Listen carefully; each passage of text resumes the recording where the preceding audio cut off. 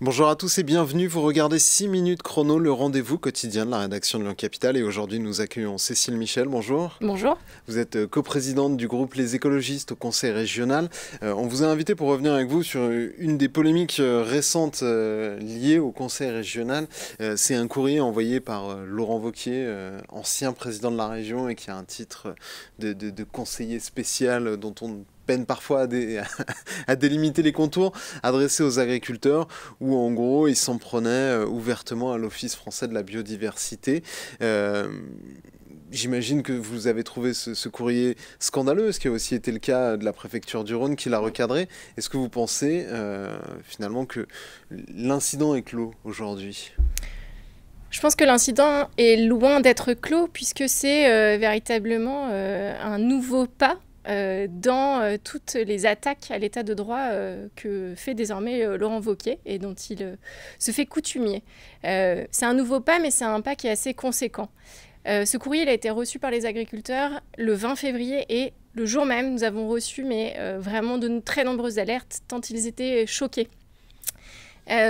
Il s'attaque directement à l'OFB. En faisant ça, Laurent Wauquiez quand même répond à une demande des agriculteurs qui se plaignent régulièrement des contrôles, d'être stigmatisés, notamment par ces agents de la biodiversité. Il répond à une partie de son électorat qui effectivement pointe l'OFB, mais en pointant l'OFB, on ne s'attache en aucune manière à répondre aux véritables enjeux du monde agricole aujourd'hui. Et c'est bien là le problème, puisque Laurent Wauquiez se présente en défenseur de l'agriculture, mais laisse encore une fois et tristement penser que l'agriculture et l'environnement ne vont pas de pair. Or, aujourd'hui, c'est un enjeu absolument fondamental que de pouvoir les observer et les associer parce que de la biodiversité, de l'environnement et de son avenir dépendent aussi les outils de travail du monde agricole aujourd'hui.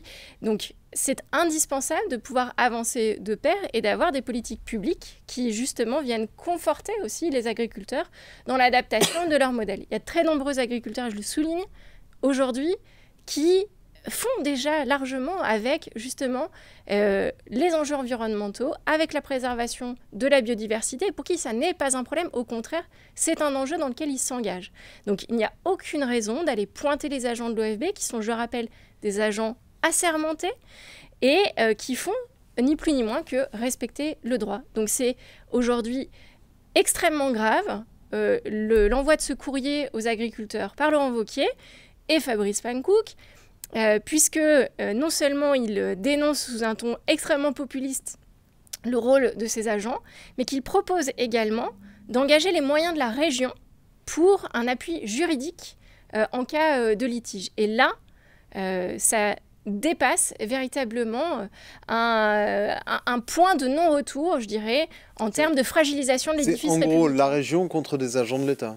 Exactement, et je crois que là, en tant qu'élus que nous sommes, autant Laurent Wauquiez que moi, nous devons être garants de cet état de droit. Nous sommes engagés pour cela. Et je crois qu'aujourd'hui, Laurent Wauquiez, en mobilisant les moyens de la région de cette manière, fragilise l'édifice républicain et c'est extrêmement grave au vu de sa position. Est-ce que l'édifice républicain n'a pas aussi fragilisé l'Office français de la biodiversité ? Il y a ce discours de politique générale de François Bayrou dans lequel il prend ses distances avec cet organe. On voit plutôt que le gouvernement cherche à détricoter cet office-là plutôt qu'à le renforcer. Laurent Wauquiez finalement a appuyé là où ça faisait mal ou en tout cas il s'est engouffré dans un interstice. C'est certain, et je crois que ça confirme une dérive populiste assez généralisée et qui est dramatique, dans laquelle nous ne devons pas sombrer aujourd'hui.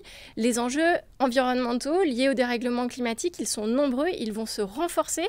On en constate aujourd'hui les répercussions chaque jour un peu plus intensément, et plutôt que de faire l'autruche et de ne plus les observer, au contraire, nous devons collectivement nous atteler à justement pouvoir agir face à ces enjeux et accompagner encore une fois l'ensemble des acteurs qui sont concernés par les impacts du dérèglement climatique et de la perte de la biodiversité pour justement adapter leurs outils et ne pas se retrouver justement sans aucune solution demain.